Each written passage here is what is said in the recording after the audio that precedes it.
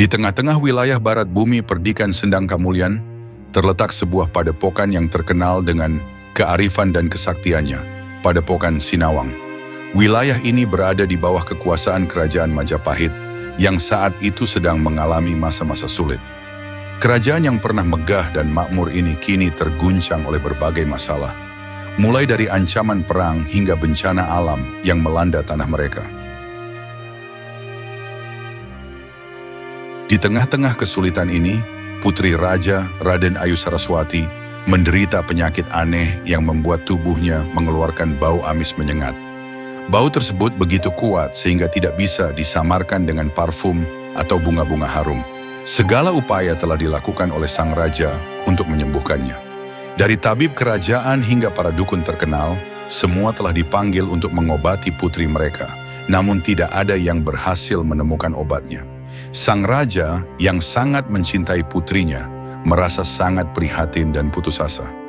Ia takut jika para tamu kerajaan mengetahui keadaan putrinya, karena hal itu akan memalukan kerajaan dan mungkin memicu kekacauan.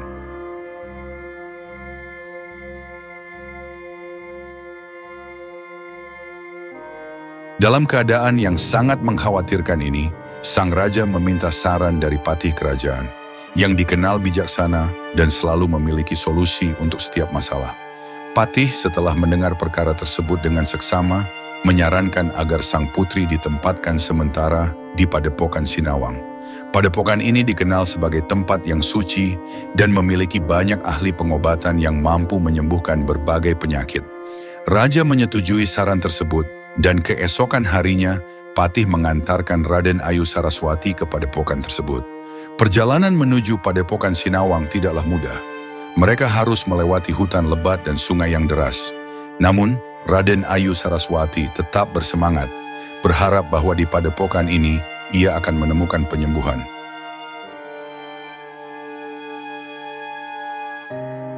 Setibanya di Padepokan Sinawang, mereka disambut oleh Ki Ageng Sinawang, pemimpin padepokan yang dikenal akan kebijaksanaan dan kesaktiannya. Ki Ageng Sinawang menerima sang putri dengan hormat dan penuh perhatian. Namun, para murid padepokan tidak tahan dengan bau amis yang berasal dari tubuh Raden Ayu Saraswati. Mereka mulai berbisik-bisik dan menjauhinya. Bahkan ada yang menutup hidung mereka dengan kain. Para murid kemudian menjulukinya dengan nama Rara Amis, yang berarti wanita yang memancarkan bau harum dalam bahasa Jawa. Tetapi dalam konteks ini, mereka menggunakannya untuk mengejek sang putri. Raden Ayu Saraswati merasa sangat sedih dan malu. Ia tidak pernah merasakan pengucilan seperti ini sebelumnya. Di istana ia selalu dihormati dan dicintai oleh semua orang. Namun ia tetap berharap bahwa di padepokan ini ia akan menemukan penyembuhan dan dapat kembali ke kehidupan normalnya. Dengan penuh keberanian, Raden Ayu Saraswati memulai perjalanan penyembuhannya di Padepokan Sinawang. Ia berdoa agar Tuhan memberikan petunjuk dan kekuatan untuk menghadapi tantangan yang ada di depannya. Di Padepokan Sinawang, Raden Ayu Saraswati memulai perjalanan penyembuhannya dengan penuh harapan. Setiap hari, ia menjalani berbagai pengobatan yang disiapkan oleh para ahli di padepokan. Mereka mencoba segala cara untuk menyembuhkan penyakit aneh yang diderita sang putri, mulai dari ramuan tradisional hingga ritual suci. Namun, tidak ada yang berhasil menghilangkan bau amis yang menyengat dari tubuhnya.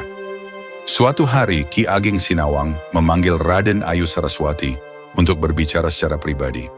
Ki Ageng Sinawang adalah seorang pemimpin yang bijaksana dan memiliki pengetahuan luas tentang dunia gaib dan ilmu kesaktian. Ia mengajak sang putri untuk duduk di tepi Sungai Bagong, sebuah sungai yang mengalir deras di dekat padepokan. Sungai ini dikenal memiliki air yang suci dan mampu menyembuhkan berbagai penyakit. Raden Ayu Saraswati, kata Ki Ageng Sinawang dengan nada lembut, Sungai Bagong ini memiliki kekuatan suci yang luar biasa. Banyak orang yang telah disembuhkan dari penyakit mereka setelah berendam di sungai ini. Aku percaya, dengan iman yang kuat dan kehendak yang bulat, engkau juga akan menemukan penyembuhan di sini. Raden Ayu Saraswati mengangguk dengan penuh harapan. Ia memutuskan untuk mencoba pengobatan baru ini dengan sepenuh hati. Setiap pagi sebelum matahari terbit, ia berendam di sungai dengan air yang dingin dan jernih. Ia memejamkan mata dan berdoa agar Tuhan memberikan penyembuhan baginya. Namun setiap hari yang berlalu, bau amis dari tubuhnya tidak kunjung hilang. Malah bau tersebut semakin menyengat dan membuat para murid padepokan semakin sulit untuk bertahan di dekatnya. Raden Ayu Saraswati mulai merasa putus asa. Ia bertanya-tanya apakah ia benar-benar akan sembuh atau harus menghabiskan sisa hidupnya dengan penyakit ini.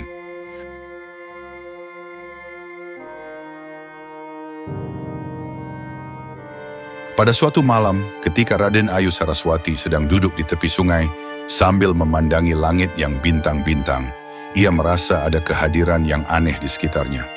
Ia merasakan angin yang sejuk menyapu wajahnya dan mendengar suara yang lembut memanggil namanya. Ia berdiri dan mencari sumber suara tersebut, tetapi tidak menemukan siapapun. Suara tersebut kembali terdengar, kali ini lebih jelas. Raden Ayu Saraswati, jangan putus asa. Penyembuhanmu akan datang dari sumber yang tidak engkau duga. Tetaplah percaya dan berdoalah dengan tulus. Sang putri merasa terharu mendengar pesan tersebut. Ia yakin bahwa itu adalah pertanda dari Tuhan. Dengan semangat baru, ia melanjutkan pengobatannya di Sungai Bagong. Ia berendam di sungai dengan lebih lama dan berdoa dengan lebih tulus. Namun meskipun imannya semakin kuat, bau amis dari tubuhnya tidak kunjung hilang. Para murid padepokan semakin tidak sabar dan mulai mempertanyakan keberadaan sang putri di padepokan. Mereka bertanya-tanya mengapa Raden Ayu Saraswati masih tinggal di sana jika pengobatannya tidak membuahkan hasil. Raden Ayu Saraswati merasa tertekan dengan situasi ini. Ia tidak ingin menjadi beban bagi siapapun, tetapi ia juga tidak ingin menyerah. Ia tetap berharap bahwa suatu hari nanti penyembuhan akan datang kepadanya. Dalam keadaan yang penuh tantangan ini, Raden Ayu Saraswati terus berjuang untuk menemukan penyembuhan. Ia tidak menyerah dan terus berdoa agar Tuhan memberikan petunjuk dan kekuatan untuk menghadapi tantangan yang ada di depannya. Memasuki hari ke-40 sejak Raden Ayu Saraswati tinggal di padepokan Sinawang, sang putri merasa semakin putus asa. Setiap hari ia berendam di Sungai Bagong dengan harapan bau amis dari tubuhnya akan hilang. Tetapi tidak ada perubahan yang terjadi. Bahkan bau tersebut semakin menyengat dan membuat para murid padepokan semakin tidak nyaman dengan kehadirannya. Suatu pagi, ketika Raden Ayu Saraswati sedang berendam di sungai seperti biasa, ia merasakan ada kehadiran yang aneh di sekitarnya. Ia merasa seperti ada seseorang yang mengawasi gerak-geriknya. Dengan hati-hati, ia membuka matanya dan melihat ke arah hulu sungai. Di sana ia melihat seorang pemuda tampan berdiri di tepi sungai, memandanginya dengan tatapan tajam. Pemuda tersebut memiliki penampilan yang sangat menarik. Ia memakai pakaian sederhana, tetapi cara berdirinya memancarkan aura kekuatan dan kepercayaan diri. Raden Ayu Saraswati merasa sedikit gentar, tetapi juga penasaran dengan kehadiran pemuda tersebut. Ia memutuskan untuk mendekati pemuda itu dan bertanya siapa namanya.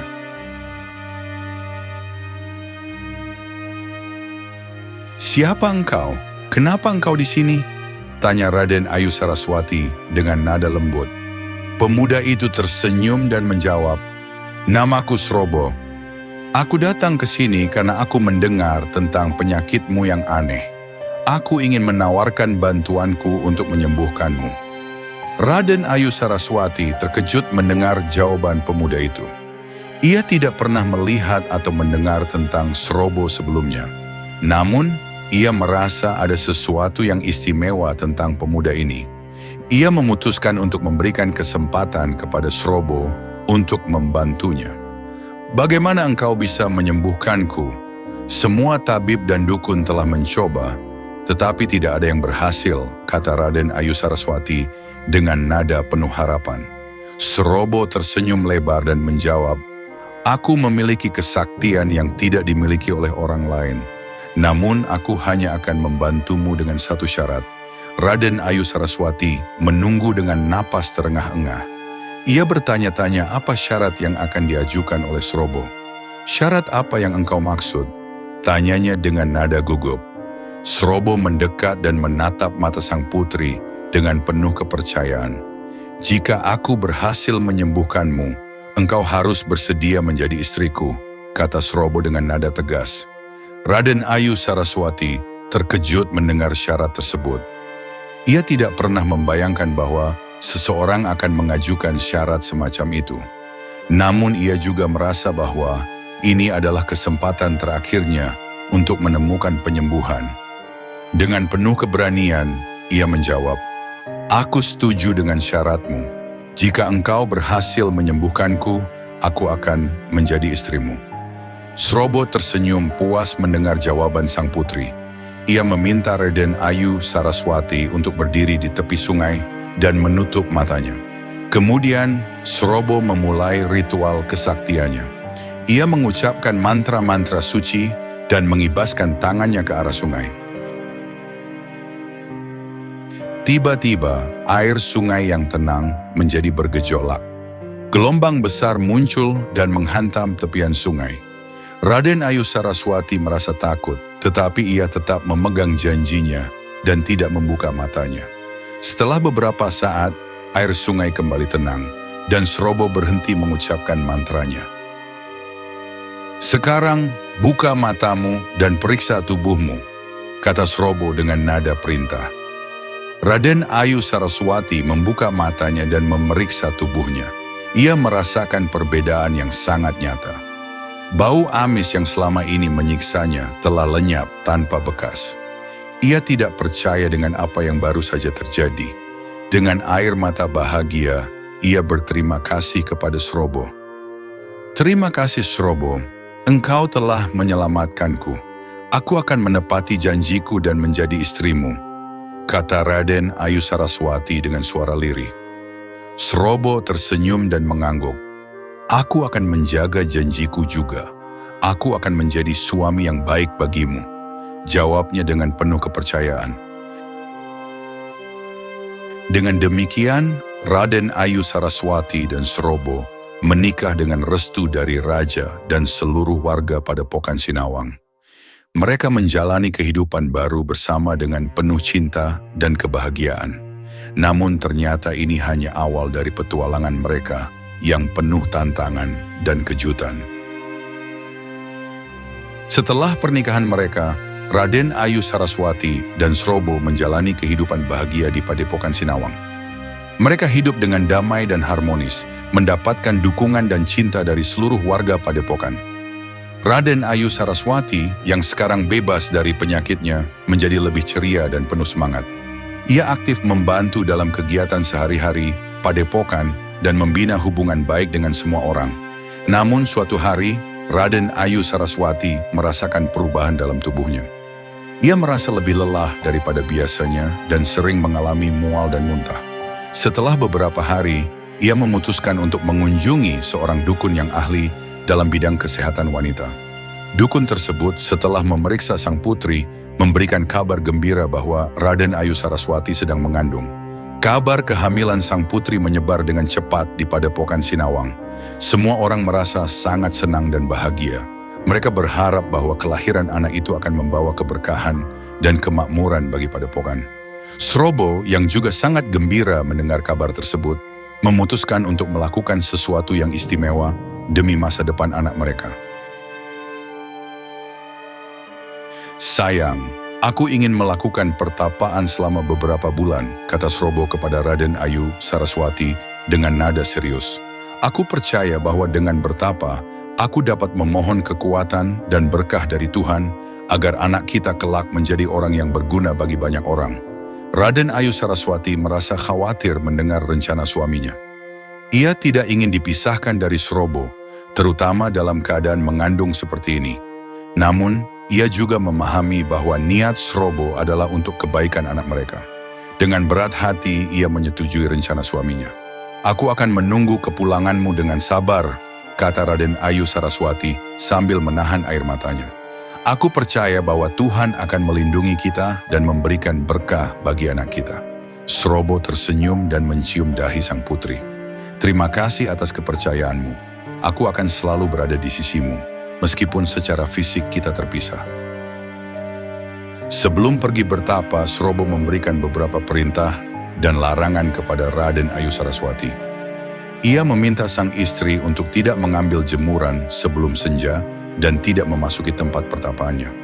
Srobo menjelaskan bahwa larangan tersebut adalah bagian dari ritual kesaktian yang harus diikuti demi keberhasilan pertapaannya. Jangan melanggar larangan ini, sayang. Ini adalah bagian penting dari pertapaanku. Jika engkau melanggar larangan ini, aku tidak akan bisa memohon berkah bagi anak kita, kata Srobo dengan nada peringatan. Raden Ayu Saraswati mengangguk dan berjanji untuk mematuhi semua perintah suaminya. Ia berharap bahwa dengan bertapa, Srobo akan mendapatkan kekuatan dan berkah yang dibutuhkan untuk masa depan anak mereka. Dengan hati yang penuh harapan dan kekhawatiran, Raden Ayu Saraswati memulai kehidupan barunya tanpa kehadiran Srobo di sisinya. Ia terus berdoa agar Tuhan melindungi suaminya dan memberikan kekuatan bagi dirinya untuk menghadapi tantangan yang akan datang. Namun ia tidak menyadari bahwa ujian terbesar dalam hidupnya akan segera datang. Hari-hari berlalu dengan lambat bagi Raden Ayu Saraswati. Ia menghabiskan waktunya dengan berdoa, membaca kitab suci, dan melakukan kegiatan-kegiatan yang membantu menenangkan pikirannya. Namun kesepian dan rasa rindu terhadap Srobo terus menghantuinya. Ia sering berdiri di depan pintu tempat pertapaan suaminya, berharap agar Srobo segera kembali ke sisinya. Ketika masa kehamilannya semakin lama, Raden Ayu Saraswati mulai merasakan perubahan-perubahan fisik yang semakin nyata. Perutnya semakin membesar, dan ia sering merasakan gerakan bayi di dalam kandungannya. Setiap gerakan itu membuatnya merasa bahagia dan penuh harapan, tetapi juga membuatnya semakin merindukan kehadiran Srobo. Suatu hari ketika Raden Ayu Saraswati sedang duduk di halaman padepokan sambil menikmati sinar matahari sore, ia tiba-tiba merasa ada sesuatu yang aneh. Ia merasakan kehadiran yang tidak biasa di sekitarnya, seperti ada seseorang yang mengawasi gerak-geriknya. Ia mencoba untuk menenangkan diri dan membuka matanya, tetapi tidak melihat siapapun di sekitarnya. Namun perasaan tersebut tidak pernah hilang. Raden Ayu Saraswati mulai merasa gelisah dan tidak nyaman. Ia berpikir bahwa mungkin ada sesuatu yang tidak beres dengan pertapaan Srobo. Dengan hati yang penuh kekhawatiran, ia memutuskan untuk melanggar larangan suaminya dan memasuki tempat pertapaannya. Dengan hati-hati, Raden Ayu Saraswati membuka pintu tempat pertapaan Srobo. Ia merasa takut dan bingung, tetapi keingintahuannya untuk mengetahui keadaan suaminya membuatnya terus berjalan ke dalam. Di dalam tempat pertapaan, ia melihat banyak barang-barang suci dan simbol-simbol kesaktian yang tersebar di lantai. Namun yang paling mengejutkannya adalah kehadiran seekor buaya putih besar yang berbaring di tengah ruangan. Raden Ayu Saraswati terkejut dan hampir saja berteriak ketakutan. Ia tidak pernah melihat buaya sebesar itu sebelumnya. Namun sebelum ia sempat melarikan diri, buaya tersebut tiba-tiba berbicara dengan suara yang dalam dan tenang. "Jangan takut, Raden Ayu Saraswati. Aku adalah Srobo, suamimu," kata buaya putih dengan nada lembut. Raden Ayu Saraswati tidak percaya dengan apa yang baru saja ia dengar. Ia merasa bingung dan takut. "Bagaimana mungkin? Srobo adalah manusia, bukan buaya," gumamnya dengan suara bergetar. Buaya putih tersebut mengangguk dan menjelaskan, "Aku memang adalah manusia, tetapi aku juga memiliki wujud lain sebagai buaya putih. Ini adalah rahasia yang tidak pernah aku ceritakan kepadamu. Aku melakukan pertapaan ini untuk memohon kekuatan dan berkah dari Tuhan, agar anak kita kelak menjadi orang yang berguna bagi banyak orang." Raden Ayu Saraswati merasa sangat terkejut dan sedih mendengar penjelasan Srobo. Ia tidak pernah menyangka bahwa suaminya memiliki rahasia sebesar itu. Air matanya pun mulai mengalir dan ia merasa hancur. "Kenapa engkau tidak pernah memberitahuku tentang ini? Aku adalah istri engkau, dan aku berhak untuk mengetahui semua tentang engkau," kata Raden Ayu Saraswati dengan suara lirih. Srobo menjawab dengan nada penuh penyesalan, "Aku minta maaf, sayang. Aku tidak ingin membebanimu dengan rahasia ini. Aku hanya ingin melindungimu dan memberikan yang terbaik untukmu dan anak kita. Namun karena engkau telah melanggar larangan dan melihat wujud asliku, aku harus kembali ke alam asalku dan meninggalkanmu. Raden Ayu Saraswati merasa sangat putus asa mendengar keputusan Srobo. Ia tidak ingin kehilangan suaminya, terutama dalam keadaan mengandung seperti ini. Namun ia tahu bahwa tidak ada yang bisa ia lakukan untuk mengubah keputusan Srobo. Aku akan selalu mencintaimu, Srobo. Aku berharap suatu hari nanti kita bisa bersatu kembali, kata Raden Ayu Saraswati sambil menahan isaknya. Srobo mengangguk dan menjawab, aku juga akan selalu mencintaimu, sayang. Jika anak kita lahir laki-laki, berilah dia nama Menaksopal. Aku akan selalu melindungi dan membimbingnya dari kejauhan. Dengan hati yang penuh kesedihan, Raden Ayu Saraswati menyaksikan Srobo perlahan menghilang dalam wujud buaya putihnya. Ia tahu bahwa ini adalah perpisahan yang sulit, tetapi ia juga tahu bahwa ini adalah bagian dari takdir yang harus ia hadapi. Dengan keberanian dan kekuatan yang tersisa, ia memutuskan untuk melanjutkan hidupnya dan memberikan yang terbaik untuk anaknya yang akan lahir. Setelah perpisahan yang mendukacitakan dengan Srobo, Raden Ayu Saraswati menghabiskan hari-harinya dengan penuh kesedihan dan rasa kehilangan. Namun, ia tetap berusaha untuk tegar dan berkat demi anak yang akan lahir. Ia mempercayakan diri pada Tuhan dan berharap bahwa suatu hari nanti ia akan dapat bersatu kembali dengan suaminya. Bulan-bulan berlalu dan akhirnya saatnya Raden Ayu Saraswati melahirkan. Dengan bantuan para bidan dan dukun terpercaya di Padepokan Sinawang, ia melahirkan seorang anak laki-laki yang sehat dan kuat. Suara tangisan bayi terdengar di seluruh padepokan, membawa kegembiraan dan kebahagiaan bagi semua orang. Raden Ayu Saraswati merasa sangat bahagia dan bersyukur atas kelahiran anaknya. Ia memberikan nama Menaksopal sesuai dengan permintaan Srobo sebelum pergi. Menaksopal adalah bayi yang sangat luar biasa. Tubuhnya memancarkan cahaya seperti kunang-kunang, membuat semua orang yang melihatnya merasa terpesona dan takjub. Kabar tentang kelahiran Menaksopal menyebar dengan cepat di Padepokan Sinawang dan sekitarnya. Semua orang berbondong-bondong datang untuk melihat bayi yang memiliki cahaya suci. Mereka membawa hadiah dan doa restu, berharap bahwa Menaksopal akan tumbuh menjadi pemimpin yang bijaksana dan berbakti kepada masyarakat. Raden Ayu Saraswati merasa sangat terharu dengan dukungan dan cinta yang diberikan oleh semua orang. Ia berjanji untuk membesarkan Menaksopal dengan penuh kasih sayang dan nilai-nilai kebaikan. Ia juga selalu menceritakan tentang Srobo kepada Menaksopal, agar anaknya tahu bahwa ayahnya adalah seorang pahlawan yang telah memberikan segala sesuatu demi kebaikan anaknya. Menaksopal tumbuh dengan cepat dan menunjukkan tanda-tanda keistimewaan sejak usia dini. Ia sangat cerdas dan memiliki kemampuan belajar yang luar biasa. Ia juga memiliki kekuatan fisik yang di atas rata-rata anak-anak seumurannya. Raden Ayu Saraswati merasa sangat bangga dengan anaknya dan selalu mendorongnya untuk terus belajar dan berkembang. Namun di balik kebahagiaan dan kesuksesan Menaksopal, Raden Ayu Saraswati tidak pernah lupa akan Srobo. Ia selalu berdoa agar suaminya selalu dilindungi dan diberikan kebahagiaan di tempat yang ia tinggali sekarang. Ia juga berharap bahwa suatu hari nanti Menaksopal akan dapat bertemu dengan ayahnya dan meneruskan perjuangan keluarganya. Dengan penuh harapan dan kepercayaan, Raden Ayu Saraswati terus membesarkan Menaksopal dengan penuh cinta dan kasih sayang. Ia yakin bahwa anaknya akan menjadi pemimpin yang hebat dan membawa keberkahan bagi semua orang di sekitarnya. Namun ia tidak menyadari bahwa tantangan besar masih menanti Menaksopal di masa depan.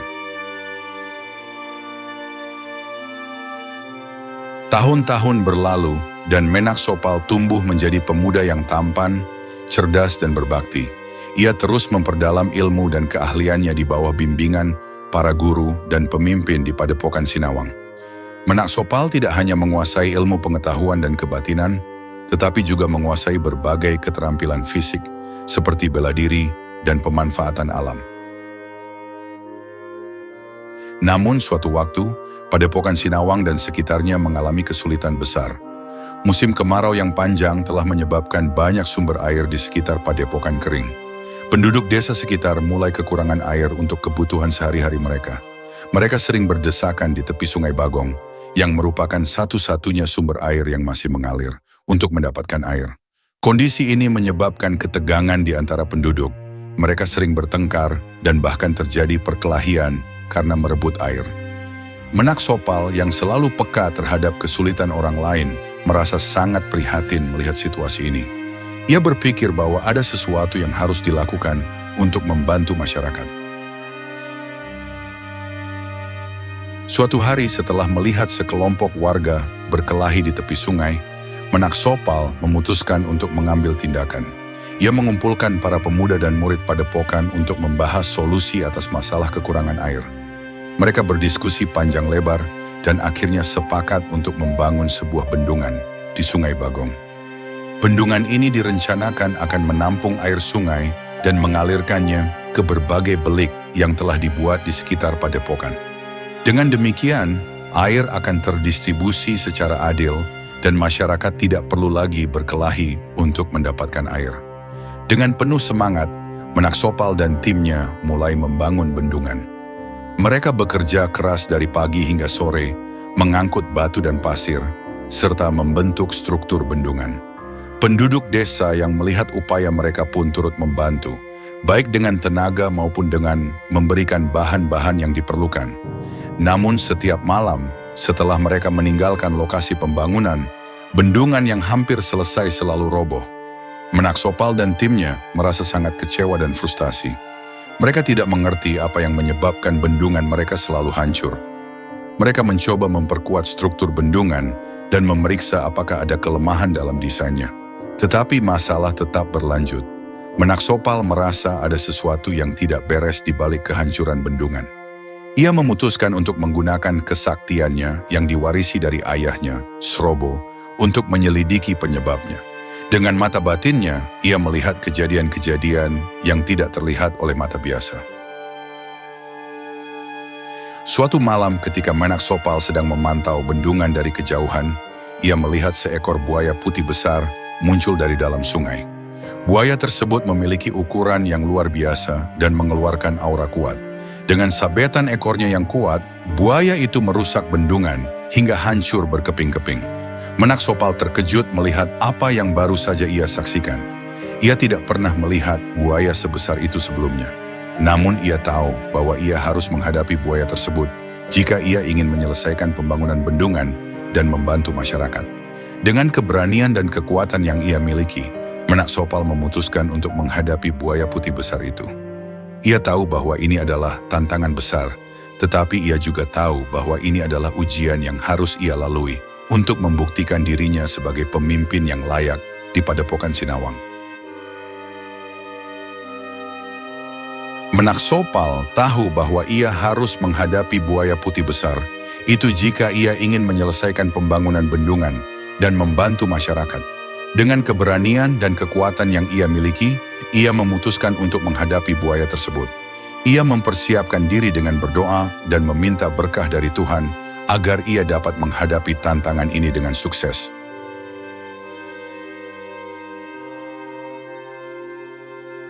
Suatu malam, ketika bulan purnama menerangi langit, Menak Sopal menuju ke tepi Sungai Bagong. Ia duduk di atas batu besar dan menunggu kehadiran buaya putih. Air sungai mengalir tenang, tetapi Menak Sopal tahu bahwa di bawah permukaan yang tenang itu tersembunyi makhluk yang sangat kuat dan misterius.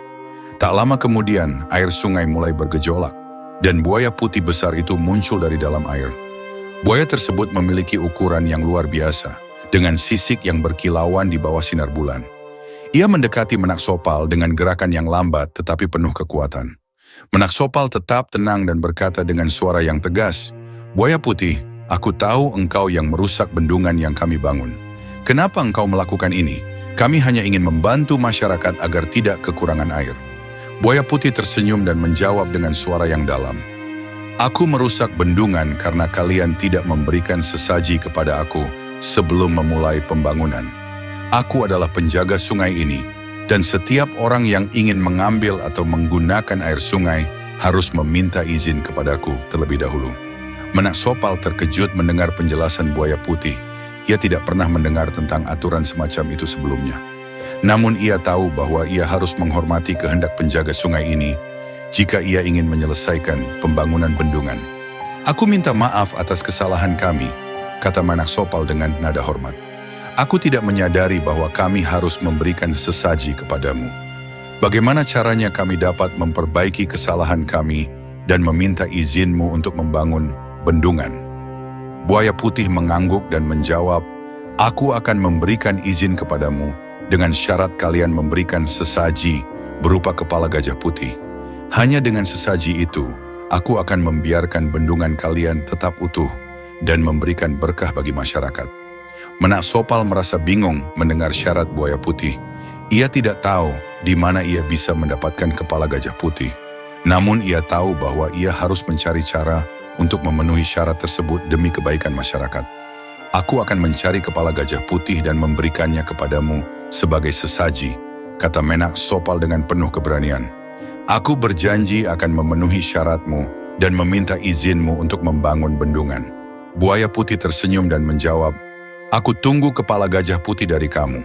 Jika kamu berhasil memenuhi syaratku, aku akan memberikan berkah dan perlindungan bagi bendungan dan masyarakat di sekitarnya." Dengan hati yang penuh keberanian dan keinginan untuk membantu masyarakat, Menak Sopal memulai petualangan barunya untuk mencari kepala gajah putih. Ia tahu bahwa ini adalah tantangan besar, tetapi ia juga tahu bahwa ini adalah ujian yang harus ia lalui untuk membuktikan dirinya sebagai pemimpin yang layak di Padepokan Sinawang. Menak Sopal tahu bahwa misinya untuk mencari kepala gajah putih tidak akan mudah. Namun ia memiliki semangat yang tinggi dan keinginan yang kuat untuk membantu masyarakat. Ia memulai perjalanannya dengan berkonsultasi dengan para tetua dan pengetahuan lokal di Padepokan Sinawang. Mereka memberikan petunjuk tentang tempat-tempat yang mungkin menyimpan gajah putih, serta cerita-cerita tentang keberadaan makhluk langka tersebut. Perjalanan Menak Sopal membawanya ke berbagai tempat di sekitar Padepokan Sinawang.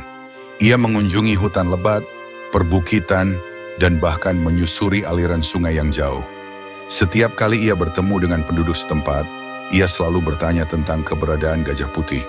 Namun jawaban yang ia dapatkan selalu sama. Tidak ada yang tahu pasti di mana gajah putih itu berada.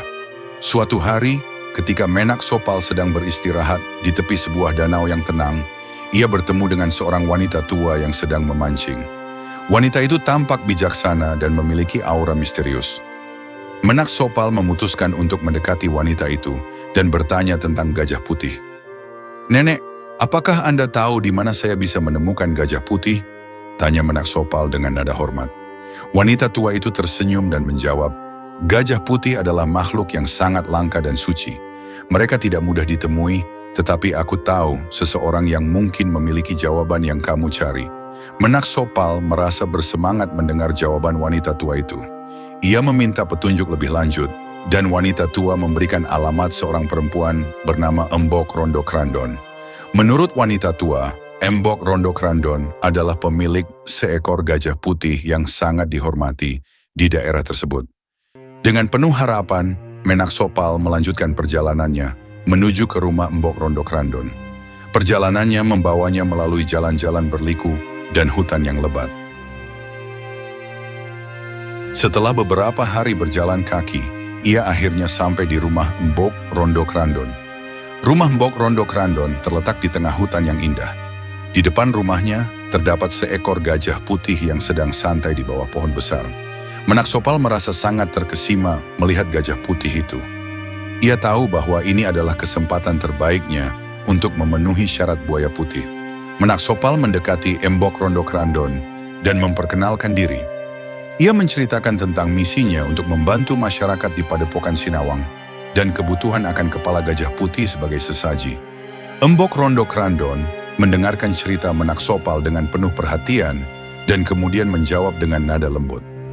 "Aku sangat menghargai niatmu untuk membantu masyarakat," kata Embok Rondo Krandon. "Aku akan meminjamkan gajah putihku kepadamu selama 3 hari. Namun, kamu harus berjanji untuk mengembalikannya dalam keadaan yang baik." Menak Sopal merasa sangat bersyukur mendengar jawaban Embok Rondo Krandon. Ia berjanji akan merawat gajah putih dengan baik dan mengembalikannya tepat waktu. Dengan hati yang penuh harapan, ia memulai perjalanan pulang ke Padepokan Sinawang bersama gajah putih. Namun, Menak Sopal tidak menyadari bahwa tantangan besar masih menanti di depan. Ia harus menghadapi ujian yang akan menguji keberanian, kebijaksanaan, dan kekuatannya sebagai pemimpin. Dengan gajah putih di sisinya, Menak Sopal bergegas kembali ke Padepokan Sinawang. Ia tahu bahwa waktunya terbatas dan harus segera menyelesaikan pembangunan bendungan untuk membantu masyarakat. Setelah beberapa hari perjalanan, ia akhirnya tiba di tepi Sungai Bagong. Di sana ia disambut oleh para pemuda dan murid Padepokan yang telah menunggu kedatangannya. Mereka semua merasa sangat bangga dan bersemangat melihat gajah putih yang akan menjadi sesaji untuk buaya putih. Menak Sopal mempersiapkan diri untuk melaksanakan ritual yang akan memenuhi syarat buaya putih. Dengan hati yang berat, Menak Sopal menyembelih gajah putih dan melemparkan kepalanya ke dalam Sungai Bagong. Ia berharap bahwa dengan pengorbanan ini, buaya putih akan memberikan izin dan berkah untuk bendungan. Setelah itu, ia dan timnya segera memulai kembali pembangunan bendungan. Kali ini, bendungan berhasil dibangun tanpa ada gangguan. Air sungai mengalir lancar, mengisi belik-belik, dan mencukupi kebutuhan air bagi seluruh masyarakat. Penduduk desa yang sebelumnya sering berkelahi karena kekurangan air, sekarang bisa hidup damai dan bahagia. Mereka semua berterima kasih kepada Menak Sopal atas jasa dan pengorbanannya. Namun kebahagiaan itu tidak berlangsung lama. 3 hari berlalu dengan cepat dan Menak Sopal belum sempat mengembalikan gajah putih kepada Embok Rondo Krandon seperti yang dijanjikan. Embok Rondo Krandon yang telah menunggu dengan sabar akhirnya kehilangan kesabarannya. Ia mengumpulkan penduduk desa dan memimpin mereka menuju Padepokan Sinawang untuk menuntut gajah putihnya. Ketika Embok Rondo Krandon dan rombongannya tiba di Padepokan Sinawang, mereka bertemu dengan Menak Sopal di tepi bendungan. Embok Rondo Krandon dengan nada marah bertanya tentang keberadaan gajah putihnya. "Di mana gajah putihku, Menak Sopal? Kamu berjanji akan mengembalikannya dalam keadaan baik," tanya Embok Rondo Krandon dengan nada tegas. Menak Sopal merasa sangat bersalah dan menjelaskan situasi dengan jujur. Ia menceritakan tentang syarat buaya putih dan pengorbanan yang harus ia lakukan demi kebaikan masyarakat. Namun, Embok Rondo Krandon tidak menerima penjelasan tersebut. Ia merasa dipermainkan dan memerintahkan penduduk desa untuk menyerang Menak Sopal. "Kamu telah melanggar janjimu dan mempermainkan aku," kata Embok Rondo Krandon dengan nada marah. "Karena itu, kami akan menghancurkan bendungan ini dan mengambil kembali apa yang milik kami." Menak Sopal merasa terdesak dan tidak tahu harus bagaimana. Ia tidak ingin melawan Embok Rondo Krandon dan penduduk desa, tetapi ia juga tidak ingin bendungan yang telah ia bangun dengan susah payah hancur. Dalam keadaan yang sangat sulit ini, ia harus mencari jalan keluar yang bijaksana dan damai. Dengan penuh keberanian dan kebijaksanaan, Menak Sopal memutuskan untuk menggunakan ilmu malih rupo yang diwarisi dari ayahnya Seraba. Ia harus melindungi bendungan dan mempertahankan kebaikan yang telah ia perjuangkan demi masyarakat. Namun ia juga harus menemukan cara untuk memperbaiki hubungannya dengan Embok Rondo Krandon dan mendamaikan situasi.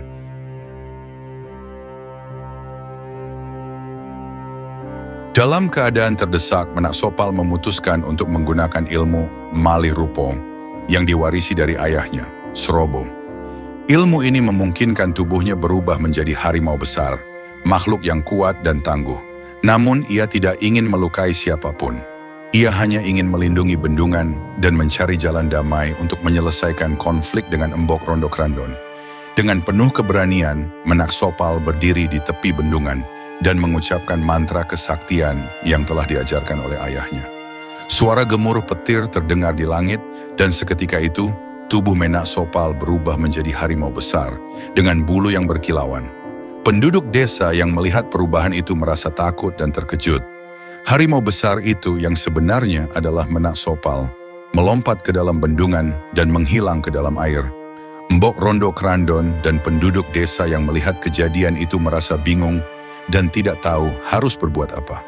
Mereka tidak mengerti mengapa Menak Sopal melakukan hal tersebut dan apa yang akan terjadi selanjutnya.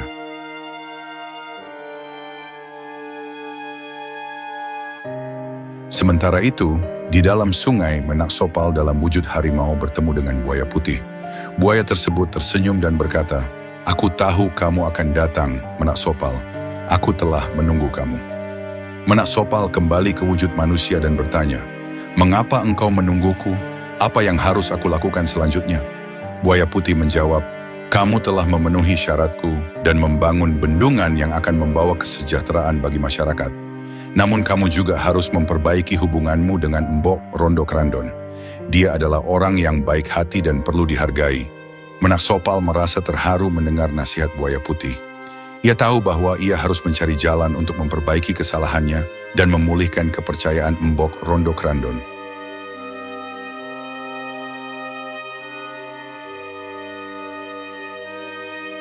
Dengan penuh keberanian, ia kembali ke permukaan dan menghadapi Mbok Rondo Krandon.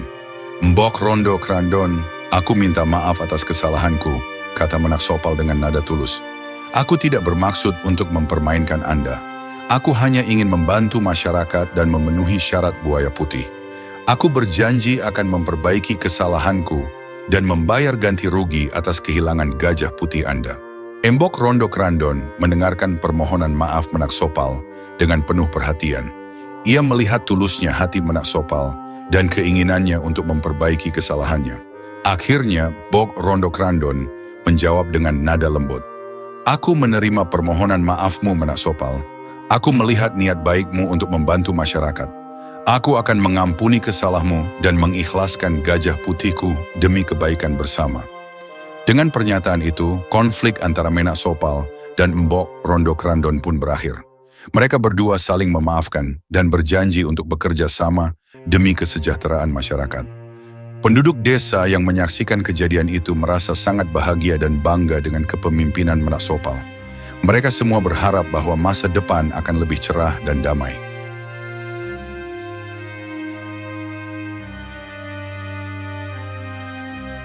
Setelah konflik dengan Mbok Rondo Krandon berakhir dengan damai, Menak Sopal dan seluruh masyarakat Padepokan Sinawang merayakan kemenangan mereka. Bendungan yang telah dibangun dengan susah payah akhirnya berhasil menyediakan air bagi semua orang tanpa ada lagi pertengkaran atau kesulitan. Air sungai mengalir lancar, mengisi belik-belik, dan membawa kesejahteraan bagi semua penduduk. Namun Menak Sopal masih merasa ada sesuatu yang belum selesai. Ia ingat akan buaya putih yang telah membantunya dan memberikan nasihat bijaksana. Ia merasa harus mengucapkan terima kasih dan meminta berkah lebih lanjut untuk masa depan Padepokan Sinawang. Suatu malam, Menak Sopal memutuskan untuk kembali ke sungai dan bertemu dengan buaya putih. Ia duduk di tepi sungai dan memanggil buaya putih dengan suara lembut. Tak lama kemudian, buaya putih muncul dari dalam air dan mendekati Menak Sopal. "Terima kasih atas bantuan dan nasihatmu," kata Menak Sopal dengan penuh hormat. "Aku ingin meminta berkahmu untuk masa depan Padepokan Sinawang dan seluruh masyarakat." Buaya putih tersenyum dan menjawab, "Aku akan selalu memberikan berkah dan perlindungan bagi Padepokan Sinawang dan masyarakatnya. Namun ada satu hal lagi yang harus kamu lakukan." Menak Sopal menunggu dengan penuh penasaran. Ia bertanya, "Apa yang harus aku lakukan?" Buaya putih menjawab, "Kamu harus mengunjungi tempat bernama Sumur Gumuling. Di sana kamu akan menemukan kekuatan dan pengetahuan yang akan membantumu menjadi pemimpin yang lebih baik."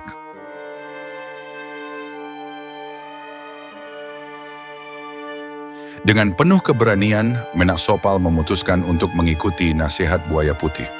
Ia berangkat ke Sumur Gumuling, tempat yang dikenal akan kekuatan dan kearifannya. Perjalanannya membawanya melalui hutan lebat dan perbukitan, tetapi ia tidak pernah kehilangan semangat. Setelah beberapa hari perjalanan, Menak Sopal akhirnya tiba di Sumur Gumuling. Di sana, ia bertemu dengan para pendeta dan ahli yang memiliki pengetahuan luas tentang dunia gaib dan ilmu kesaktian. Mereka memberikan pelajaran dan bimbingan kepada Menak Sopal membantunya untuk memperdalam ilmu dan kekuatannya. Setelah menghabiskan waktu yang cukup lama di sumur Gumuling, Menak Sopal akhirnya merasa siap untuk kembali ke Padepokan Sinawang. Ia kembali dengan penuh kekuatan dan pengetahuan baru, siap untuk memimpin masyarakat dengan lebih baik. Ketika Menak Sopal kembali ke Padepokan Sinawang, ia disambut dengan sorak-sorai oleh seluruh masyarakat. Mereka semua merasa bangga dan bahagia dengan kepulangannya. Ki Ageng Sinawang, pemimpin Padepokan, memberikan penghormatan kepada Menak Sopal dan mengakui kepemimpinannya. Menak Sopal, engkau telah membuktikan dirimu sebagai pemimpin yang bijaksana dan berani, kata Ki Ageng Sinawang dengan nada bangga. Aku yakin bahwa dengan kepemimpinanmu, Padepokan Sinawang akan terus berkembang dan membawa kesejahteraan bagi semua orang. Dengan penuh kebanggaan dan keberanian, Menak Sopal memulai babak baru dalam kehidupannya sebagai pemimpin Padepokan Sinawang. Ia terus membimbing dan membantu masyarakat, memastikan bahwa semua orang hidup dalam keadaan yang damai dan makmur. Kata "teranging penggali" yang diucapkan oleh Ki Ageng Sinawang sebagai penghormatan atas kebesaran hati Embo Rondo Krandon, lambat laun berubah menjadi nama daerah Trenggalek yang dikenal hingga kini. Daerah ini menjadi simbol keharmonisan, keberanian, dan kesejahteraan bagi semua penduduknya. Sejak saat itu, kota Trenggalek tumbuh menjadi tempat yang ramai dan makmur. Cerita tentang Putri Saraswati, Srobo, dan Menak Sopal terus diwariskan dari generasi ke generasi, menjadi bagian dari kekayaan budaya dan sejarah Jawa Timur. Rakyat Trenggalek selalu mengingat kisah cinta dan keberanian mereka, serta menjadikannya sebagai inspirasi dalam kehidupan sehari-hari.